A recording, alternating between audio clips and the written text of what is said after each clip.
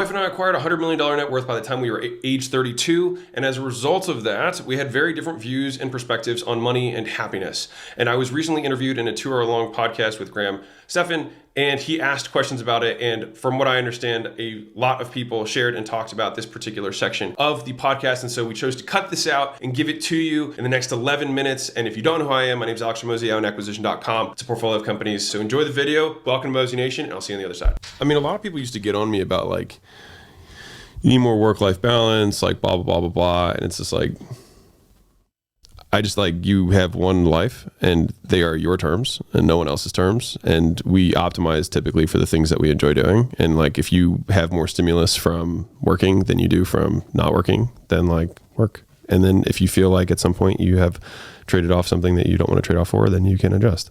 That's how I've always felt. I enjoy working. Like, what was it? My mom.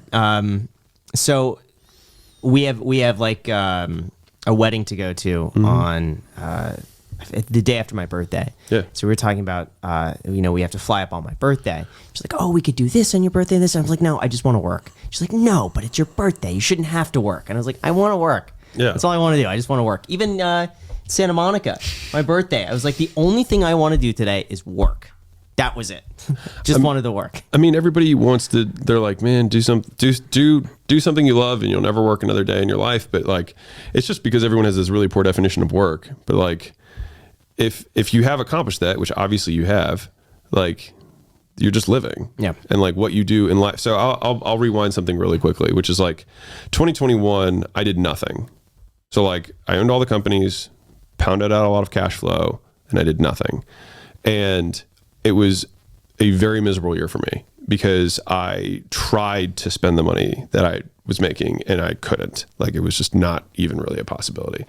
And so like I got into a place of like, why am I even doing this? Like, what's the point? Like, I'll never even be able to spend this money that I have. Like, why have I been doing all this stuff?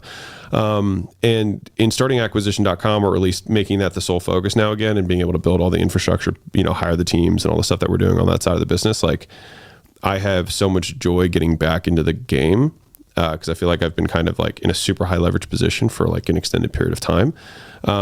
That I exited the business because I thought that was what the next natural step was supposed to be, which is like you go from CEO to owning it as shareholder or board of directors, whatever. And that is very much what happened. But I realized that for me, at least, it's like I work to create options, not to not work. And so a lot of people are like, they work really hard to not have to work later. It's like, no, it's like I work to have the option to work. And so I can choose to work, and that choice is the freedom that I have. And so like, if I'm choosing with the optionality that I have to work, then that is exactly what I want to do. And so just being on the other side of it, of like going to the, like, there's literally no way I can spend this money for the rest of my life mountaintop. Like the only thing that I wanted to do was the thing that got me here, which is like, I love working. And so it's the thing that I find meaningful. And I think that maybe you shift direction in terms of like, maybe some of the stuff that you create, like maybe there's some things that you create that are for YouTube versus like for Graham. And I just think that it just slowly optimizes to only doing things for Graham, which a lot of times still ends up being that, but like you get there backwards. It's like, if you made it purely for you, then you might be able to make a video after that. That's like, I walked 300 miles and I didn't film anything, and this is what I learned. Like, that would probably be a really valuable video because you probably would have some interesting insights. Like, I didn't film either of the Grant Cardone videos and then just like made videos about the calls of like my takeaways, and they were still really great videos. Interesting. Okay, so my only thought to that is like, you are in a very unique position because you run this business with your wife and stuff like that. And I think that marriage plays a big part in my life. Yeah. And I think marriage is a compromise. And so my wife doesn't like it when I work as much, and her, I guess her like love language is what, quality time or whatever. And I think Graham's girlfriend, Macy, is similar. And I think that there's a compromise there where, yes, Graham, if all he wants to do is work, that's great. And he can work and work and work.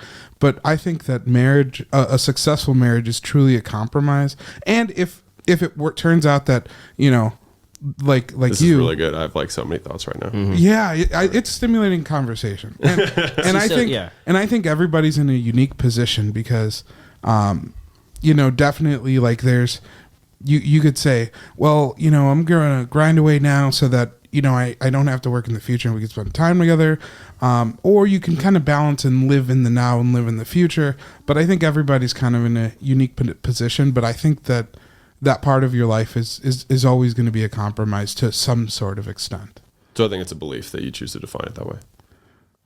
Yeah, I'm okay. I'm okay with that. Compromise is a belief statement. Like, that's not a statement of fact. That is a belief. And so, I don't believe that marriage is compromise. Tell us your experience with that, because because I'm sure we all have different experiences. Yeah. Mine in the beginning was that I did find that there was a compromise, because Macy came from the mindset 5 or 6 p.m. comes around, you're done with work, and you're free. And my mind works 24/7. I tried that, and I woke up really early. I'd wake up at 5 a.m. so I could be done by 5 p.m. and have the night.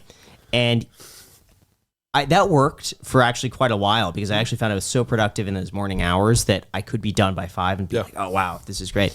But over a long term, trying to figure out a balance, I found I wasn't myself. I was really, I felt anxious. I was just uptight. I was... Why? Just about what part? Because I couldn't work during the hours that I wanted to work. Sometimes you just have those days where it's just no, I'm so focused and I got it. You have that concentration. You just have to continue. And so having that freedom for me, if I don't have that, I just wasn't myself and I was miserable. Yeah. I mean, this is what I'm going to say, and I have very strong views, and they are not common. But I also think that I don't want to live a common life, and so that I cannot have common views, right? So just as a big disclaimer to that, I've only seen 2 dynamics that work in relationships over an extended period of time. One is kind of the we're in it together, and the other is the cheerleader and quarterback, cheering you on. But the thing is I can speak a lot to the we're in the game together. For me, I know personally, I had 2 very long relationships that were cheerleader dynamics. And to me, I could not imagine living life that way, having now lived what I live now. Because there's a certain amount of shared respect that you never get with somebody who does not know what it's like to be in the battlefield or in the arena. And if I'm I need to work for the next 3 days and write 5 book chapters, there's not a discussion. It's of course, do your thing. There's no I can't believe you're And to the flip side, in the cheerleader dynamic, a cheerleader who's really rooting for the team doesn't ask the quarterback to come out when the game's on the line. And so I think that a lot of people are running in what they consider to be cheerleader dynamics, but they are inverted dynamics. They're actually sabotaging the game. And I think that it's in that dynamic, it's harder, in my opinion, to do the cheerleader quarterback, because you have to have a very aligned mission and goals of the relationship. It's easier to do that in the dynamic that you're working together, because it's so clearly stated with the mission and the goals of this is where I want to go and this is how I want to get there, and do you want to come with me? And then you're very much operating on this shared sense of reality. And it also becomes difficult for entrepreneurs, in my opinion, now I'm sure you've seen plenty of people get divorces as they get older and whatnot, is that if you're all right, this will be interesting. So typically when people become attracted, so Esther Perel, if you've heard of her, she's really interesting, relationship person. She's one of the top TED Talks on it. I think it's called Mating Captivity is her book. But in the beginning, you have kind of this mystery because you don't know each other, and that's what creates the excitement, right? And as you get to know each other over time, you swing from mystery to familiarity, right? You get a little bit more security, you get to know each other better, and it feels more and more amazing. And so what you do is you just keep trying to do that, right? But what ends up happening is that you overcorrect, and then you become siblings. And then it's well, that's not good. And so it's not a problem to be solved, but a dichotomy to be managed, right? In terms of how much space do you create versus how much familiarity. What happens when people, entrepreneurs specifically, have their business and they have the wife, they spend more time in the beginning, and all of a sudden they don't spend as much time together, and then they grow apart because they're also exposed to different stimuli, right? And so you adapt to the stimuli that you have, and then you grow apart. On the flip side, if you're in my scenario where we're doing the same thing together, the downside of this one, these couples make 5 times more money than any of the other versions that I just said. But you can become too familiar and then you just become siblings. So for us, we actually create more space. So it's like we try to work on separate sides of the house. We don't attend the same meetings. So like at the end of the day, we can sit down at dinner and be like, how was your day? And she can tell me something rather than me saying like, oh, I was there, I know. Right. Yeah. And so the happiest couples are actually couples that have both have careers that are not necessarily together. So on average, these couples are the ones that, because they have a shared goal in terms of like, this is what we want to do. They have shared values in terms of how they want to get there. And they respect one another and they respect each other's goals. And then they walk kind of in parallel. So you've got the, like, I'm working the entrepreneur, and then you've got the stay-at-home wife. There's many times everyone's seen that one go wrong. There's the, like, we're both working together in it, where these people have to correct for trying to create more familiarity. These ones have to create more space, so you have the space to be missed. And then these ones tend to be in the middle already, and so they just kind of like have to keep walking. And so for me, it was actually just interesting seeing the different dynamics and like how we had to correct in the beginning. Like we spent all day every day together, and the business was small, so it was like she was there and I was here, and we worked out together and we ate together, and we did that for like 2 years. And I was like, maybe I'll sit on different meetings than you. Yeah. But like seeing the level of like commitment and loyalty that you get from that, and I don't know. So I went on a little bit of a tangent there, but I have strong beliefs around that, and I think that you don't have to compromise anything if you don't want to.